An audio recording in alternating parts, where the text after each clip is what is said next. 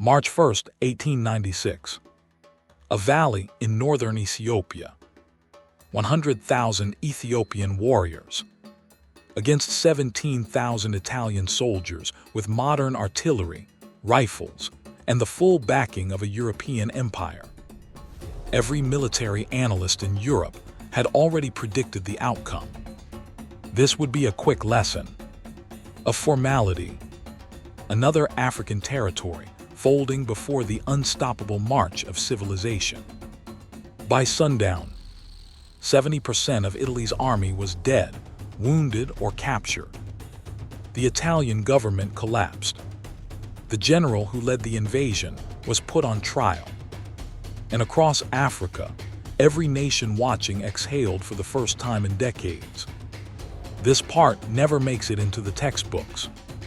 To understand Adwa, you must grasp the lie Europe told itself in 1896. The lie was simple. Africans cannot defeat Europeans. Not in open battle. Not with modern weapons. Not ever. This wasn't just casual racism. It was the foundation for everything happening across Africa. The Congo, the Zulu lands. The endless carving up of an entire continent by men sitting in European capitals drawing lines on maps. All of it rested on one assumption, that African resistance was futile, that the outcome was inevitable. Adwa didn't just challenge that assumption. It destroyed it.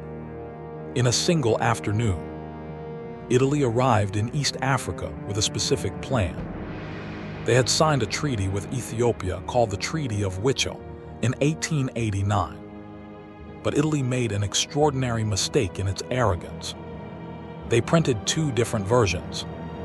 The Amharic version, the one Menelik signed, said Ethiopia had the option to communicate through Italy with other European powers. The Italian version said Ethiopia was required to do so. One word, one clause. Two completely different meanings. The Italian version made Ethiopia an Italian protectorate. Menelik discovered the deception. He was furious. He canceled the treaty.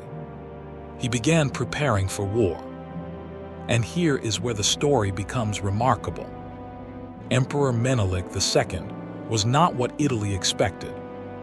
They thought he was a provincial king of a divided, primitive land. He was one of the most sophisticated strategic minds of the 19th century.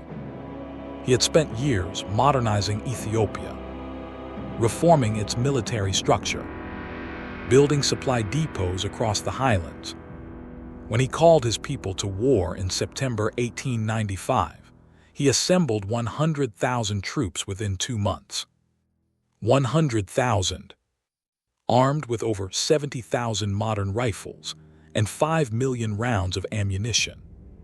Not spears, not shields. Modern weapons, modern tactics, a modern supply chain. And then he lied. Deliberately, brilliantly. He leaked false reports to Italian intelligence, suggesting his army was much smaller than it really was. He spread rumors of discord among his commanders. He made the Italians believe they were chasing a weakened, divided force. They believed every word. But Menelik didn't fight alone. His wife, Empress Taytu, commanded her own personal army. Not a ceremonial role. Not a title. Her own troops, her own command. Her own strategic decisions. She was the one who cut off the water supply to the Italian fort at Mecca, forcing its surrender without a single direct assault. The Italians had no framework for an African empress commanding armies. It didn't fit the story they had told themselves. So they ignored her, right up until her soldiers surrounded them. By February 1896, the trap was set. The Italian general Baratieri had been chasing Menelik's army across the Ethiopian highlands for months. His supply lines were stretched to breaking point. His men were exhausted. His maps of the terrain were completely wrong.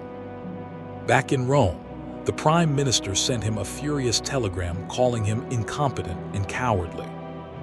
On the night of February 29th, humiliated and desperate, Baratieri ordered the advance.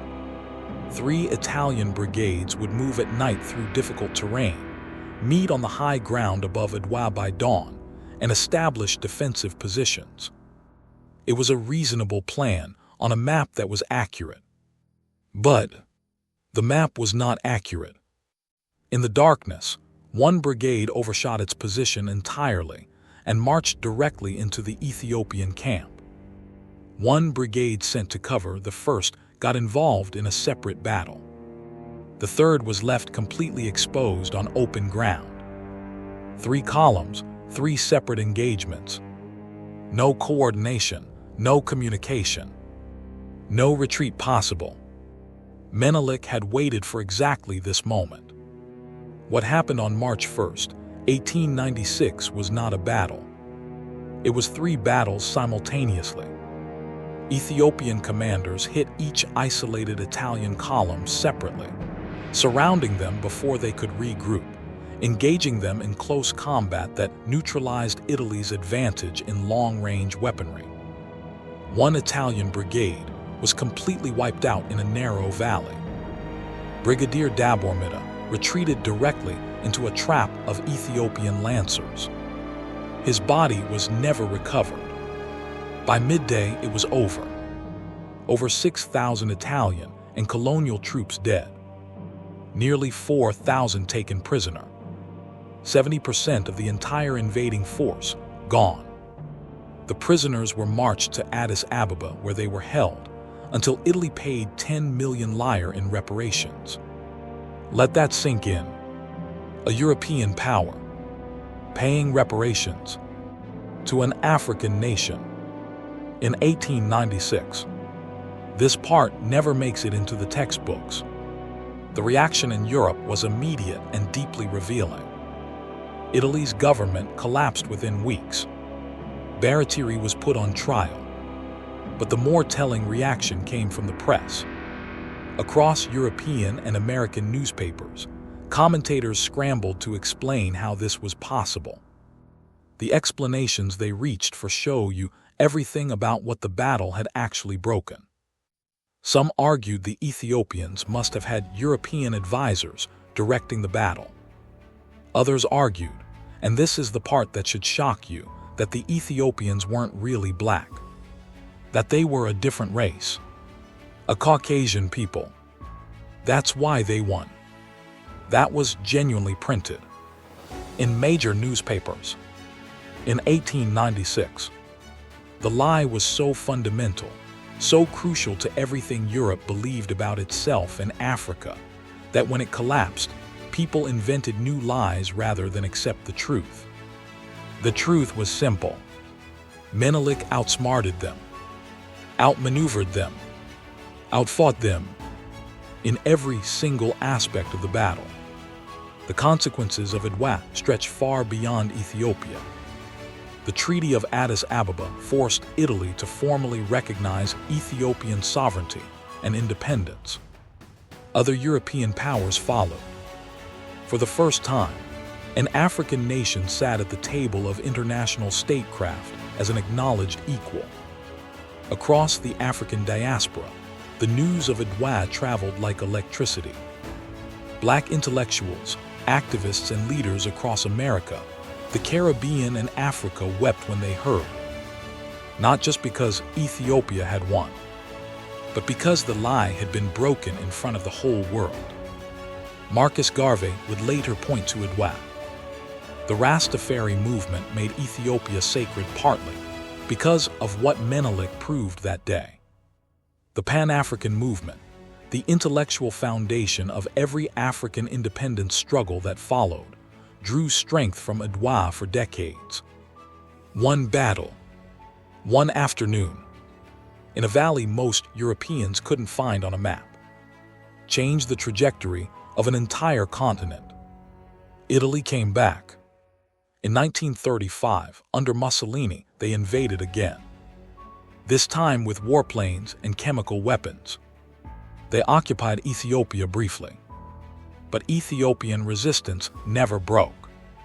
By 1941, with British support, Emperor Haile Selassie returned to Addis Ababa. Italy was thrown out again. Adwa had given Ethiopia something no weapon could provide: the absolute certainty, proven in blood and documented in history, that they had beaten Europe before. And they could do it again. The lie never fully recovered. Neither did Italy. This has been the unwritten records. The stories they don't put in textbooks. The records they'd rather you didn't find. Subscribe, because the next one is just as dark.